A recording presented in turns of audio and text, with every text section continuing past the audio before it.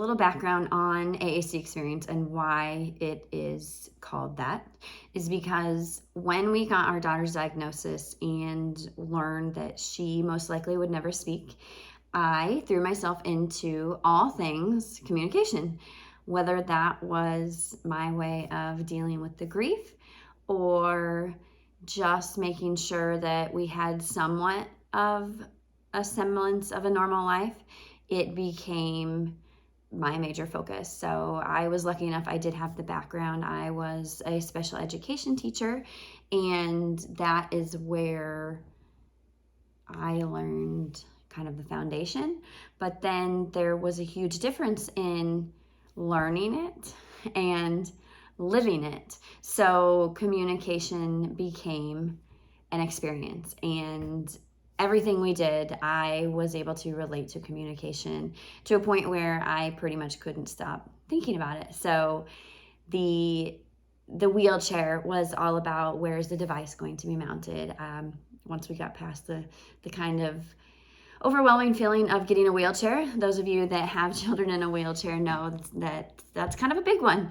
And it's still something, it's what vehicle are we going to have and what wheelchair does she need and what supports does she need. But again, it's always thinking of where can her device be mounted and how can she access everything that her peers are accessing. So that all came back to communication, all part of the experience. She has a feeding tube, and that I brought back to the experience of communication.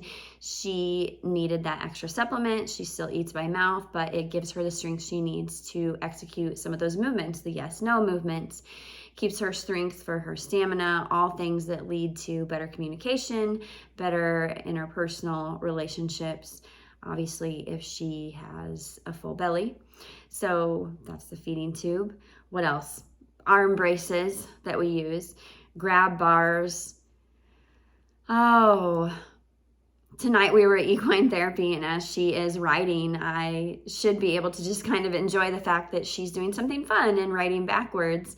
But I am thinking about all the different ways to have access to her communication book. So if the sidewalker has it on, or does she have a switch, or is there a laminated sheet attached to the reins? Communication, all part of the experience, all part of the AAC experience. So not sure if that's obvious enough, but I'm constantly thinking of how everything can come back to that communication.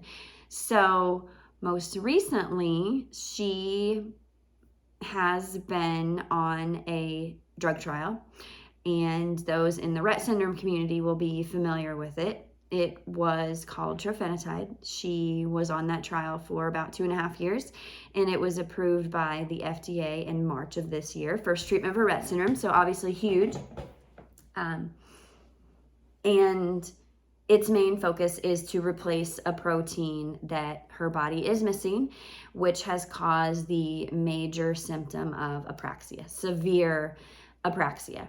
So with this drug and intensive therapies, working on her gait with physical therapy, sit to stand, stand to sit, tall kneeling to standing, transfers, scooting, again, always kind of thinking about where does communication fall into that, and OT strategies, working with occupational therapy on motor skills needed to get a loaded utensil to her mouth, and hand usage, whether that affects how she can access a communication book or have any possibility of doing even partial direct access, being able to isolate with the palm of her hand. And all of these strategies, how they tie together with motor planning and what apraxia does to all of that. So therapies have been ongoing since we got her diagnosis. But with apraxia, basically that is the inability to perform movements on command. So she understands perfectly what is being asked of her, but being able to execute is very tricky. So with therapies, repetition, repetition, it does and can become more automatic. The drug that she has been taking has also helped with that. So obviously we've paired the intensive therapies with that. Now, this summer, I went to an amazing course, Teaching Movements for Communication, obviously right up my alley, by the amazing creator of Pod, which we are a Pod family. I'm all about all the AAC, but Pod has been what we have come back to. I printed her first Pod book when she was 2 years old. And since then, she's moved up from a 12 per page to a 20, to a 2-page 40, a 2-page 80. And she also has it on her eye gaze device. She uses a 60 expanded keyword using eye gaze. So she's looking at the screen and selecting an object, and it will speak out loud. So the pathways are similar to her communication book. So anyway, the creator of this is Gayle Porter, and the amazing Linda Burkhart also hosted this training this summer, and Cotter. So Cotter and Gayle Porter are from Australia. Linda Burkhart is here in the US. But this training was all about teaching movements for communication, which has been my focus, part of where AACExperience has come from and why I love it.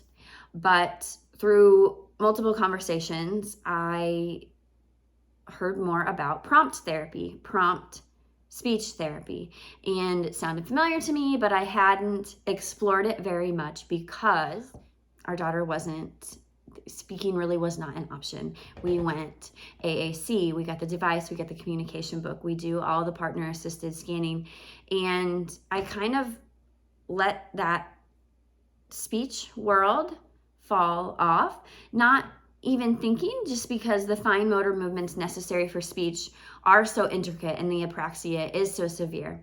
Now, as she's gotten older and gotten stronger, and there has been some of the medication, the idea of her speaking even a few words that could support her partner-assisted scanning. She's got multiple yes, no's that she accesses. She does head movements. She does eye movements. So she does an up, down, side, side. She does up, down, side, side with just her eyes. Sometimes she'll lean forward and get kind of a good lean for her yes.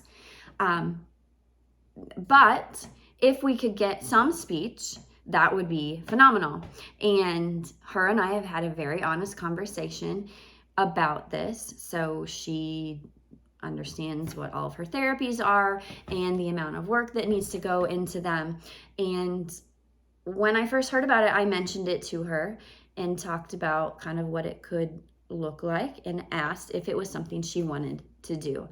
Because I said, this is not guaranteed. I don't know where we're going to get with this, what this would do. This is what it could look like. Do you want to do it? And she very clearly gave me a very strong up-down yes, a very typical yes. And so anyway, after learning more about this prompt speech therapy was actually developed in the 70s by a speech therapist called Deborah Hayden. She was looking for something or wanted a different type of therapy for individuals that weren't really responding to traditional speech therapy. So the acronym itself actually means prompts for restructuring oral muscular phonetic targets. I know, another acronym. But the big thing behind it is that the prompt trained speech therapist provides tactile cues or touch cues in helping an individual to manually guide where their lips and tongue and jaw need to be. So we actually went for her first evaluation today. It was a couple hours long, and same thing, her and I had a conversation last night and this morning. I said, you're sure you want to do this? It might be hard, but we're going to try it. And we did it today, and it was amazing. The SLP was kind of unfamiliar with Rett syndrome, which is common, which is fine because it's not really an area that has been studied. I mean, most individuals with Rett syndrome, especially before, more intensive therapies and current medications out, speaking was really not on the table. So went through, we're targeting a few specific sounds, and already today, just after, an hour or so, I've seen her imitate them, and I've seen her try to make these sounds, and she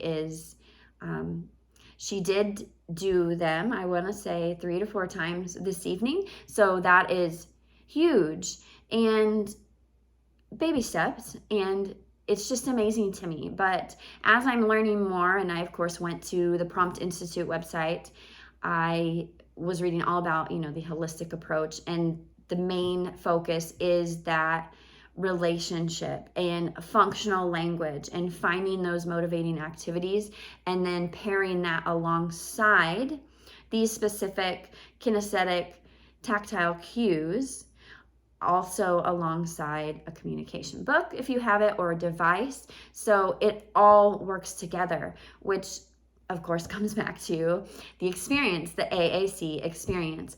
For me, there's not really a front runner in terms of strategies. It's all about trying different things, trying them together, and being honest, especially with the individual that you are working with, what the strategy is, what it might look like, what work might need to go into it.